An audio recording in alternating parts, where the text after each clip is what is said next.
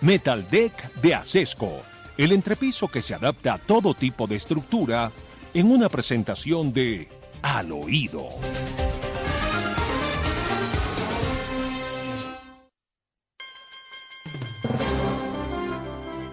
¿Cómo le parece, mi querido Demar, que sale hoy la noticia de que la Procuraduría General de la Nación ha condenado a 12 años de inhabilidad para prestar cualquier servicio público al señor Roberto Prieto, por las trampas, por las marrullas, por los delitos que cometió como jefe de la campaña del presidente que no pudo serlo, de Juan Manuel Santos?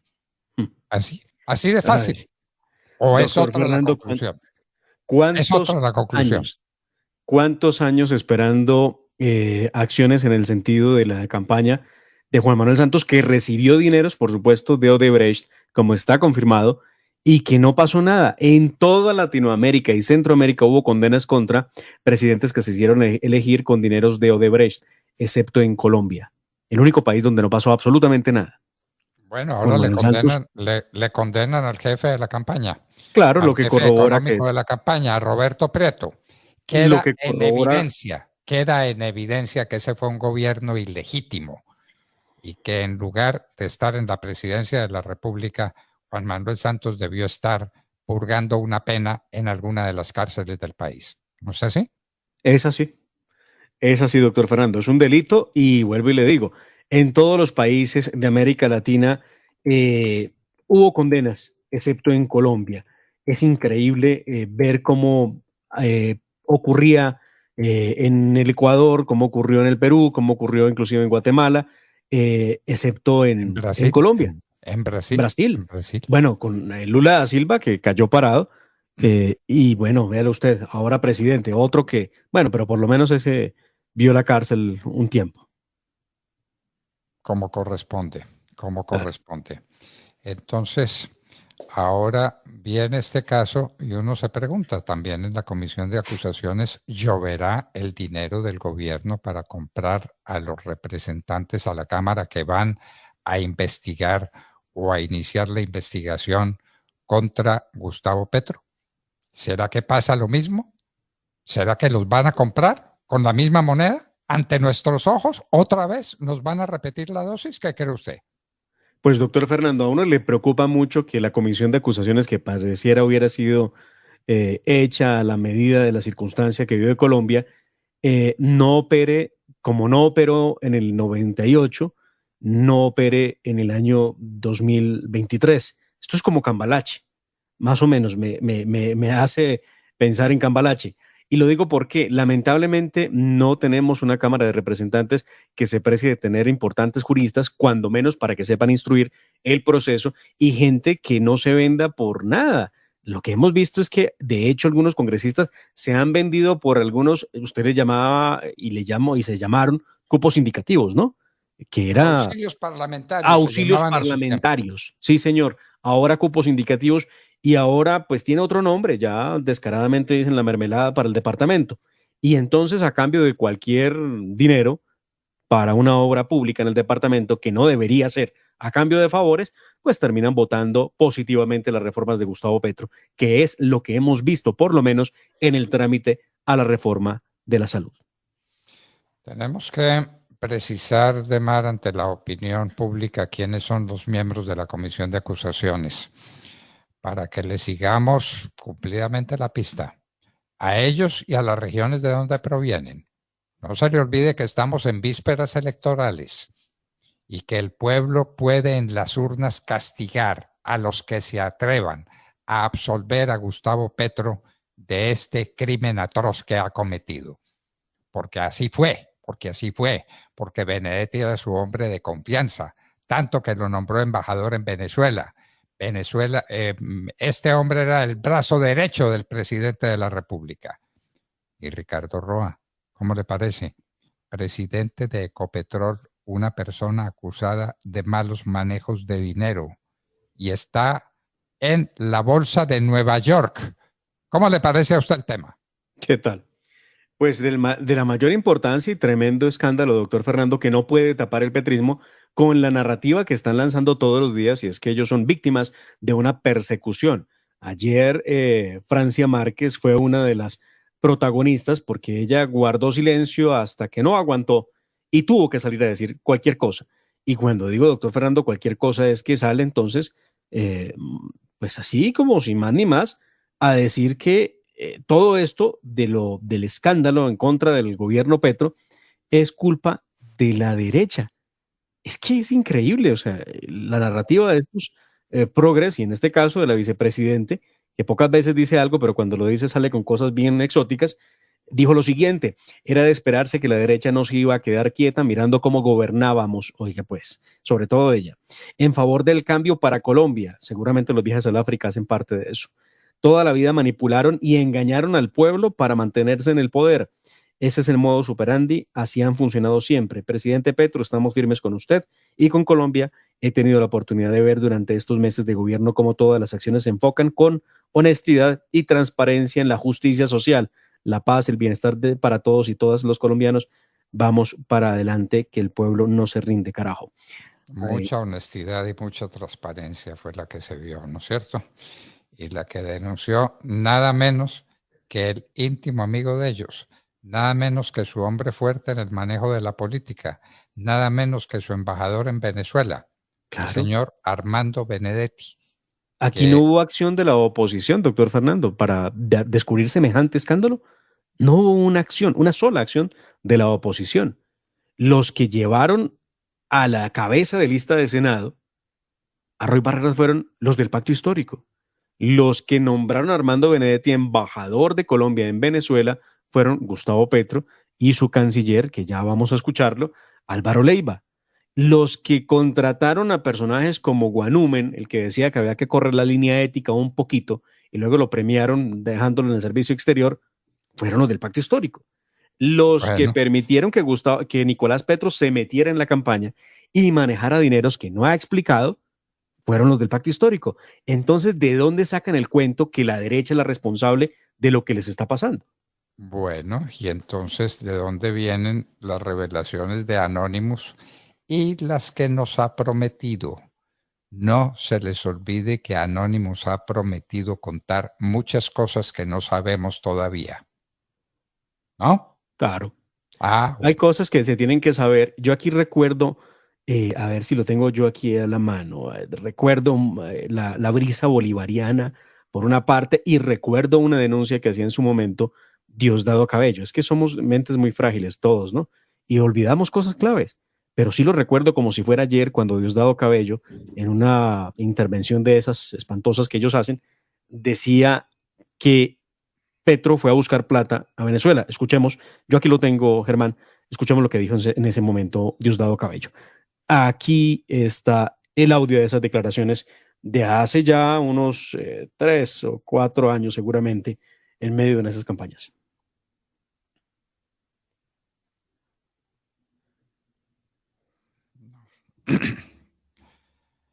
No apareció, Odemar. No apareció, ya mismo entonces lo buscamos para ponerlo por otro medio. Lo cierto es que en su momento, doctor Fernando, Diosdado Cabello anunció que había ido Gustavo Petro a buscar recursos nada más y nada menos que en Venezuela. Es que esto no es nuevo, o sea, sí tiene mucho sentido hablar de qué pasó y de dónde salieron ese dinero que Armando Benedetti denunció. Quisiera que escucháramos primero. Lista, ok, vamos con Diosdado Cabello. Veámoslo y escuchémoslo. Unas guabinas llegan a hacer lo que son. Para acá vino una vez ese señor Petro a pedir apoyo para su campaña, para acá, para Venezuela. Y ahora los chavistas le hieden. Anda, la comete un dulce, anda. Por eso es que perdió y no va a ganar nunca, porque los pueblos desprecian a los cobardes, los pueblos desprecian a los guabinosos, los pueblos desprecian a los que no asumen responsabilidad. Oiga, bueno. ¿Qué dijo Armando Benedetti de La Plata, doctor Fernando? ¿Qué fue lo que es objeto de investigación hoy? Porque le tengo 2 noticias respecto a los ingresos de dinero de Armando Benedetti. Y quiero hacer una aclaración primero. Los audios que todos hemos conocido, efectivamente son audios, doctor Fernando, que no corresponden a un solo momento o una sola conversación de Armando Benedetti. De acuerdo a distintos análisis que se le han hecho a esos audios, son audios que se hicieron probablemente vía WhatsApp, ¿sí? Iba grabando, y a medida que la situación iba empeorando o iban pasando los días, Benedetti mandaba distintos mensajes. Y luego lo que han hecho es recogerlos todos y presentarlos en una sola grabación de 25 o 26 minutos. En 26 minutos le echa la madre al presidente de Laura Sarabia, ¿sabe cuántas veces? 43 veces en 26 minutos de grabación. Pero lo invito a que escuchemos qué fue lo que dijo de La Plata, porque es ahí donde está el asunto. Entonces, por favor, no me vengas a decir que fue por Juana, por Pedra, que yo estuve por lo que sea. Vamos a matar gente. Ay, me han tirado 3 horas ahí. Un man que hizo 100 reuniones en una campaña política. Un man que consiguió 15.000 millones de dólares, que busqué toda la plata y tú lo sabes, porque nadie, para que fueran a los hoteles, para que se viera para acá todo demás.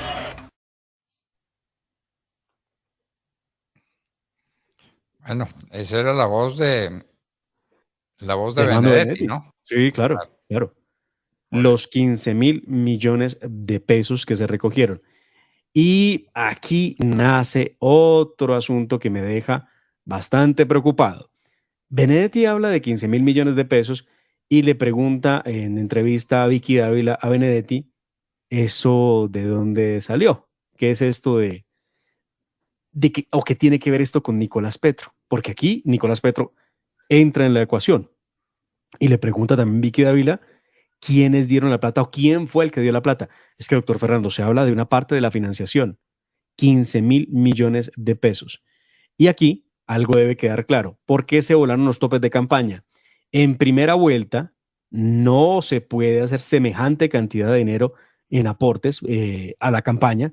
De hecho, yo tengo la cifra exacta por aquí, permítame, pero ya la se la doy. primera vuelta la perdió. La primera vuelta la perdió. Él ganó la segunda vuelta. Pero mire que lo que reporta la campaña es muy inferior. En la primera vuelta reportaron la mitad de lo que se podía gastar y en la segunda vuelta casi el mismo monto que gastaron, supuestamente. En primera vuelta eran 27.000 millones de pesos los que se podía invertir y en la segunda vuelta 13.000 millones de pesos. El aporte fue de 15.000 millones de pesos solamente por parte de alguien en la costa, donde la votación de Gustavo Petro creció en 700.000 votos, con lo que le ganaron al otro candidato presidencial, a don Rodolfo Hernández. 700.000 votos, doctor Fernando. ¿Quién cogió esa plata? Ahora la pregunta que le hace Vicky Dávila al señor Armando Benedetti es, ¿quién dio la plata? Y la respuesta de Benedetti fue, no eran emprendedores. No eran Esa fue la respuesta. Saque usted la conclusión, ¿no? Sí. Mire, dice Benedetti, yo siempre he tenido unos indicios muy graves de lo que estaba pasando. Cuando sale la denuncia contra él, yo empiezo a armar el rompecabezas. Contra él es contra Nicolás. Viajo a Cartagena la semana siguiente y pregunto qué fue lo que pasó y me echaron unos cuentos, es lo que dice Armando Benedetti. Y esos cuentos tienen que ver con que no eran unos emprendedores los que dieron la plata. Me parece que está absolutamente claro. Pero Benedetti dijo más.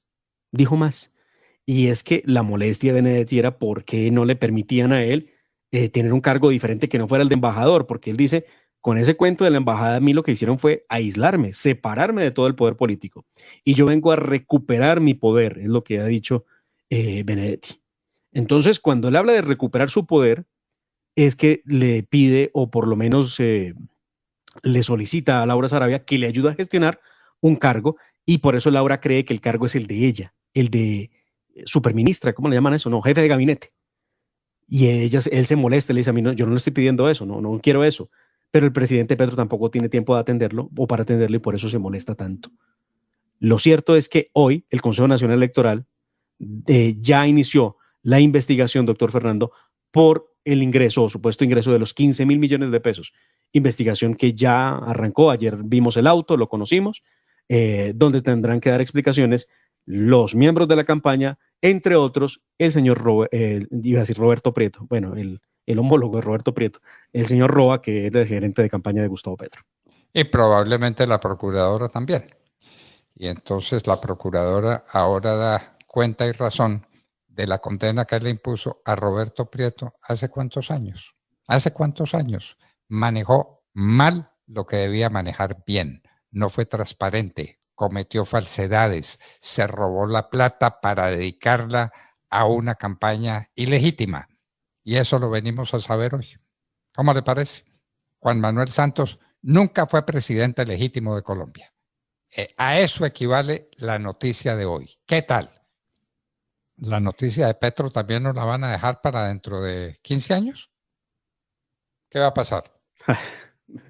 Era lo que faltaba, pensar que esto en 15 años se demuestre que llegaron dineros calientes a la campaña, que es lo que está en entredicho y lo que se tiene que confirmar o se tiene que negar por parte de los que expliquen el asunto.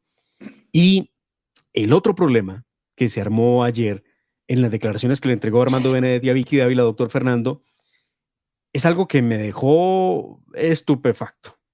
Dice Vicky Dávila, según usted, Laura Sarabia le ofreció la Cancillería, el Ministerio del Interior, manejar temas de paz y hasta ser coordinador de las elecciones. Y responde Armando Benedetti.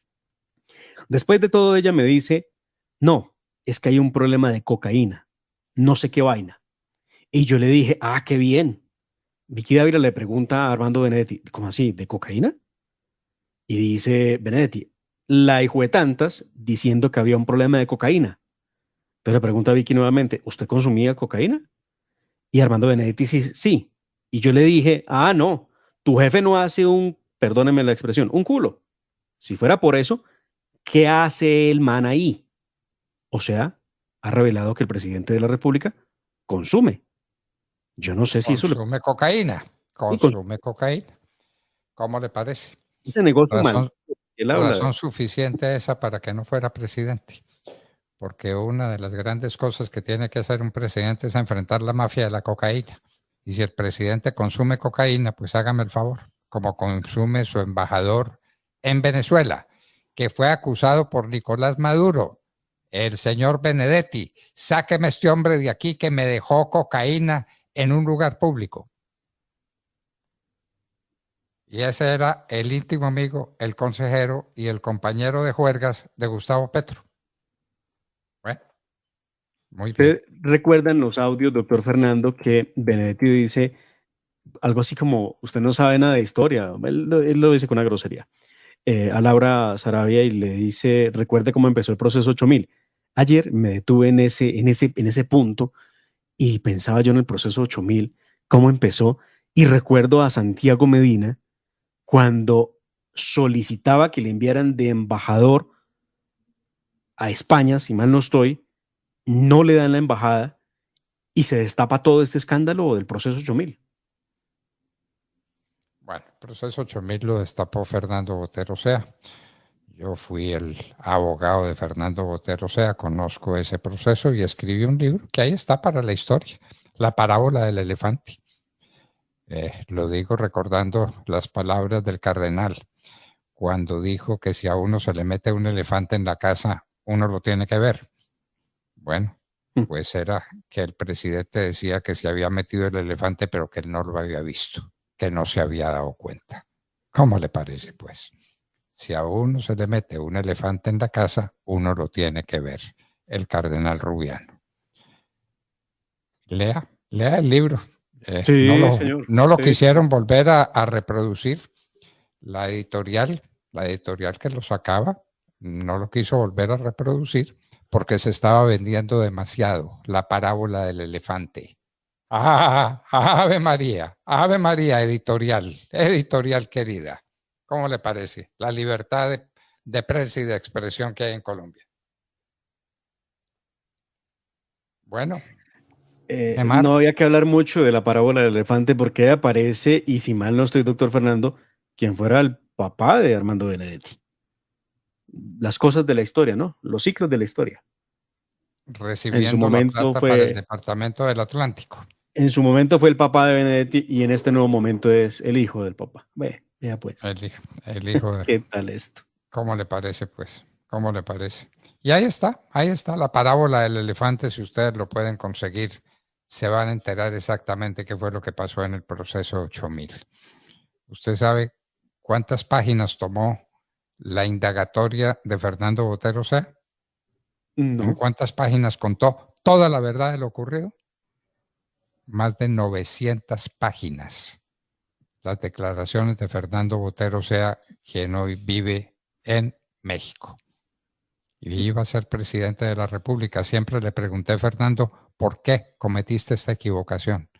Yo estaba en el cuarto de él, sentado en su camita, él estaba en su lugar de trabajo y me dijo, llevo en esa cama tantos meses pensando por qué hice lo que hice. Fernando Botero Sea. Muy bien. Entonces ahora no es Fernando Botero Sea, un hombre de las calidades y de las condiciones extraordinarias de Fernando Botero, que sin duda iba a ser presidente de la República y que tuvo la debilidad de acompañar a Ernesto Samper en este horror del proceso 8000. Muy bien.